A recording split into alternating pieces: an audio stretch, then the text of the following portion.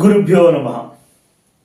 నా క్రిందటి వీడియో ద్వారా 57వ శ్లోకం యొక్క విపుల భావాన్ని కొంతవరకు అయితే మనము గ్రహించగలిగాం. దవీయాంసం దీనం స్నపన కృపయా మామపి శివే అని అన్నారు. దవీయాంసం దీనం, దీనుడనైనటువంటి నన్ను తడిపివేయమ్మా, మమ్మల్ని తడపండి. దేనితో తడపమనన్నారు? మొదటి శ్లోకంలో చెప్తున్నట్టుగా తన క్రీగంటి చూపులతో నన్ను తడపమ్మా అన్నట్టుగా చెప్పుకుంటూ ఈ శ్లోకంలోని దవీయాంసం దీనం స్నపన కృపయా మామపి శివే అని, ఇక్కడ మామపి శివే అన్న విషయాన్ని కూడా మనం చాలా ముఖ్యంగా పరిగణించుకుంటూ ఉండాలి. మాం అపి శివే అన్నారు, అంటే నన్ను కూడా తడపమమ్మా.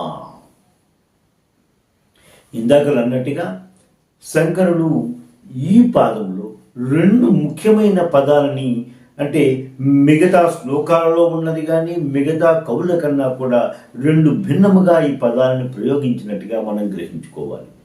మొదటిది స్నపయా, నన్ను తడిపివేయుము. స్నానము చేసినప్పుడు ఏ విధముగా తడిసి ముద్దయిపోతామో ఆ విధముగా నీ కడగంటి చూపులతో నన్ను తడిపివేయమ్మా అన్న విధంగా చెప్పారు.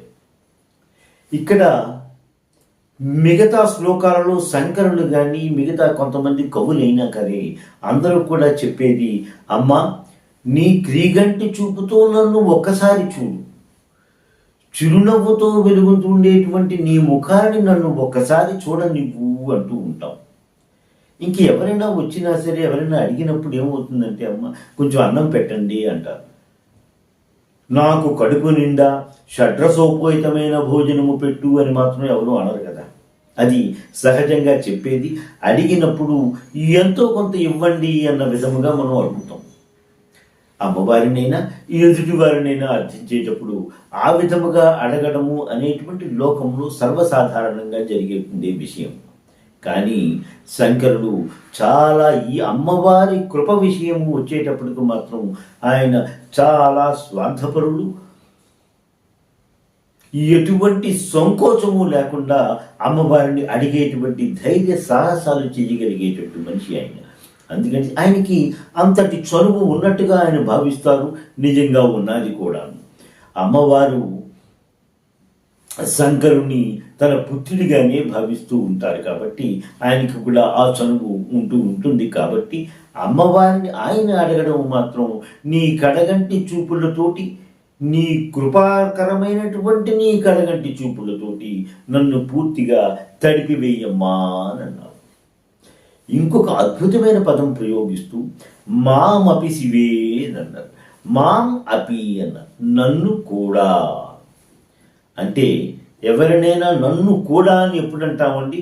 ముందర వాళ్ళకిచ్చి తరువాత నాకు ఇవ్వండి, తర్వాత నాకు కూడా ఇవ్వండి అన్న విధంగా ఇక్కడ ప్రయోగించడంలో ముందర శంకరుని చెప్పుకోలేదు ఆయన. ముందర మనలాంటి సామాన్య భక్తుల గురించి తెలియజేసుకుంటూ ముందర వాళ్ళందరికీ నీ కృపా కటాక్ష వీక్షణలతో వాళ్ళందరినీ తడిపియమ్మా, తరువాత నన్ను తడుపు అన్న విధంగా చెప్పినటువంటి నిస్వార్థమైనటువంటి ఒక ఆధ్యాత్మిక గురువుగా మనము శంకరుణ్ణి భావించుకుంటూ ఉండాలి. ఇంకా మూడో పాదంలో అనే నాయం భవతి నచతే హానిరియత అని అన్నారు. అంటే అక్కడ రెండవ శంకరునికి తనకి ఏమి కావాలి అని తెలియజేస్తూ అలాగ చేయడం వలన అమ్మ నీకు అయితే ఏమీ హాని కలగదు అనే విధంగా నచతే హానిరియత అని అన్నారు. నీకు ఎటువంటి హాని జరగదమ్మా, కానీ అనేయాతం ధన్యు, నేను ధన్యుడిని అవుతాను. నువ్వు ఆ విధముగా క్రీగంటి చూపుతూ నన్ను తడపడము వలన నీకు ఎటువంటి హాని జరగదు, కానీ నాకు మాత్రం, అంటే నేను మాత్రం ధన్యుడినవుతానమ్మా అన్న విధంగా ఈ శంకరులు ఈ శ్లోకంలో మూడో పాదం గురించి రచించారు. నాలుగో పాదంలో వనేవా హన్యేవా సమకర నిపాత హిమకర అని అన్నారు. వనములయందు భువన సౌధములయందు ఒకే విధముగా చంద్రుడు తన కిరణములను ప్రసరించుచున్నాడు కదా అని చెప్పుకుంటూ శంకరుడు ఆ శ్లోకాన్ని ముగింపు పలికారు.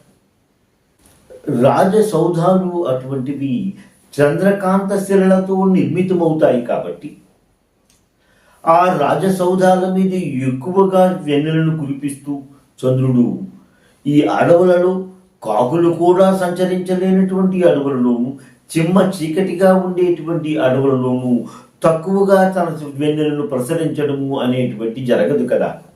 తన కాంతి కిరణములను భువనములయందు అడవులయందు సమానముగానే ప్రసరిస్తూ ఉన్నాడు కాబట్టి నువ్వు కూడా ఆ విధముగా ప్రవర్తించమ్మా అన్న విధంగా తెలియజేసుకుంటున్నారు. ఇంకా ఏం చెప్తున్నారు ఇక్కడ చంద్రుడి గురించి చెప్పేటప్పుడు, మనందరికీ తెలిసిన విషయమే అమ్మవారు సూర్య చంద్రులను తన కనులుగా ఉంచుకున్నారు అని.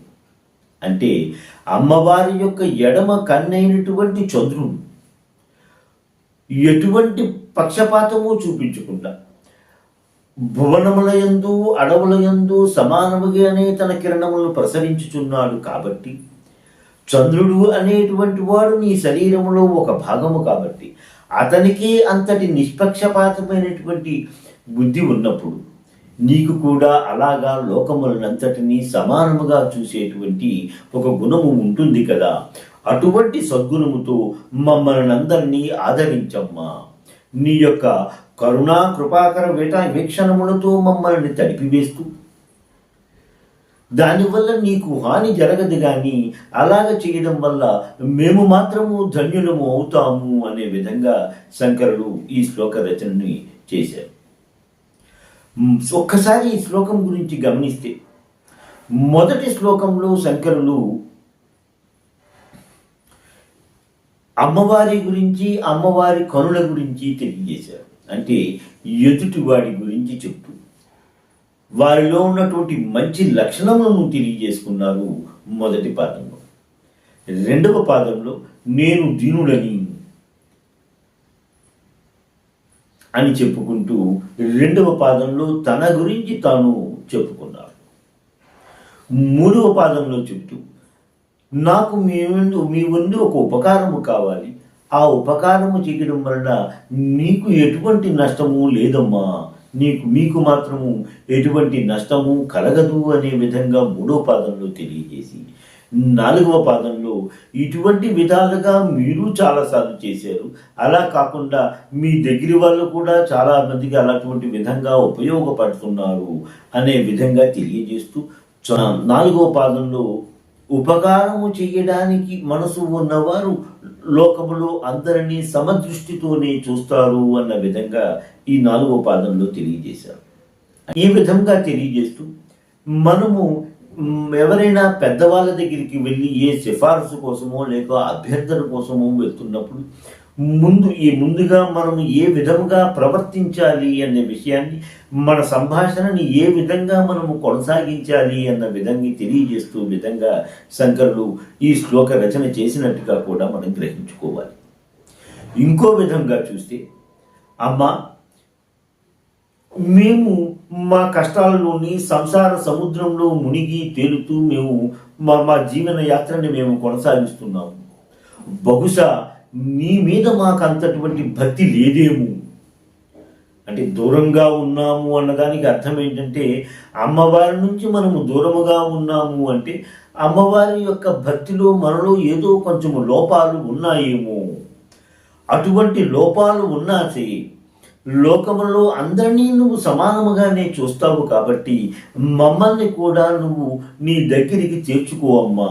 నీ యొక్క కృపా కటాక్ష వీక్షణాలు మా మీద కూడా ప్రసరించేటట్టుగా చూడు. ఎందుకంటే నీకు నీ కృపా కటాక్షమును చూడడానికి నీకు దగ్గర దూరము అనేటువంటి తేడా లేదు కదా.